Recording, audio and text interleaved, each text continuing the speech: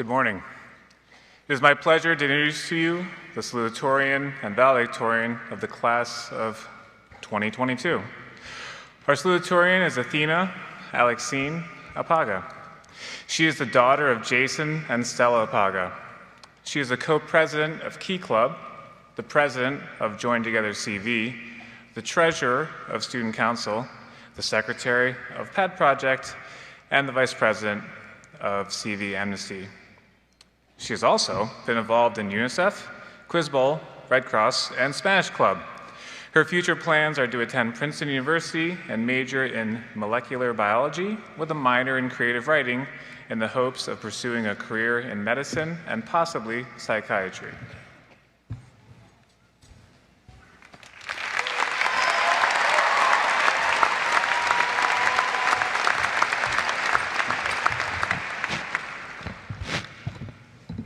Good morning to all the graduates of the class of 2022, the guests, the parents, and the CV faculty and staff in attendance. Did you know that Ratatouille is my favorite movie of all time? I love the animation, the message, the music, and the voice acting. I really resonate with its advice on following your dreams, not to mention the infectious Parisian atmosphere.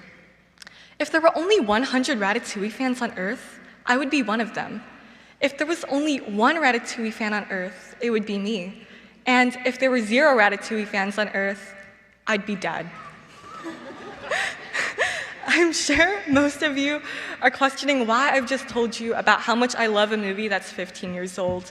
But I decided if you're going to listen to me for the next 10 minutes, you might as well know the most important thing about me. So, hi everyone, I'm Athena Apaga, your Salutatorian second and the world's biggest Ratatouille fan first, if you didn't know. CV 2022, we've definitely had a crazy 4 years together that no one could have foreseen. As Remy the Rat says, the only predictable thing about life is its unpredictability. And we were taken by surprise spending the end of our sophomore year and entire junior year online, as well as most of our senior year masked. From losing our badminton tournament to having never done a titration lab in chemistry, our class definitely got the short end of the stick with the pandemic.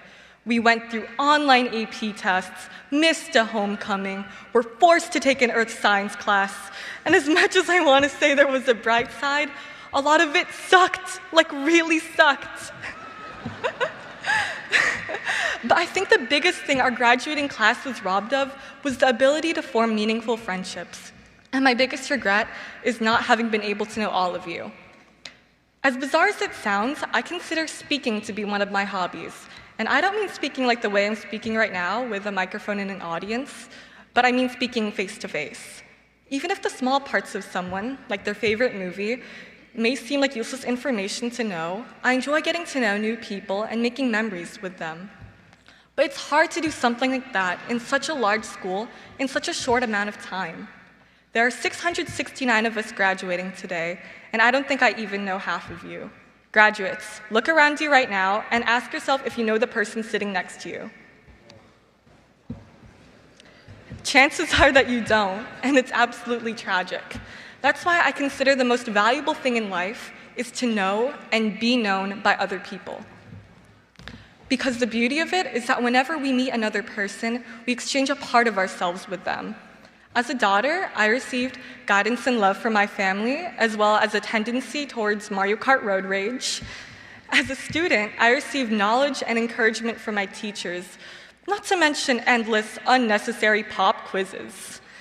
As a friend, I received support and solidarity from my peers, but also a dependency on Taco Bell, so I don't know how thankful I should be for them. But in all seriousness, right now, I'd like to thank all of them, my friends, family, and teachers, for allowing me to be here today as the one speaking to you. Because as I speak to you all in this stadium, I give you the breath from my lungs and the ideas from my mind. And as you listen to me, I receive your patience and hopefully your attention. And we all have to decide what part of ourselves we end up leaving others. In my eyes, the greatest gift we can impart to each other is memory. After this ceremony concludes, many of us will become mere memories to each other as we follow different paths. We will all pursue different careers, settle in different parts of the world, and develop different views. But the common link between all of us will be that we attended Cumberland Valley High School and shared memories throughout it. And I'm sure there are lots of things we'll remember from these 4 years, such as the mouse scurrying across the cafeteria floor at lunch, and the one-time microwave popcorn set off the fire alarm. But remarkably, I think we will remember our grades the least of all. And I know how ironic that might sound as your salutatorian, which is a title that translates into having the second best grades in the class. But in no way does that make me the second smartest in the school, the second most hardworking, or the second most active in the student body. And likewise, I don't consider grades to be an accurate measure of intelligence, school involvement, or determining me to be a worthy representative for our school.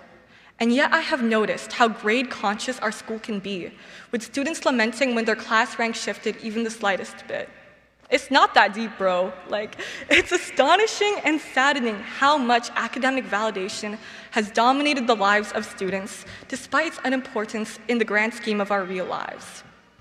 The people who have been and will be an integral part in our lives, such as our current friends and teachers, won't remember us for the marks we received in school, nor is it admirable to be thought of in that way.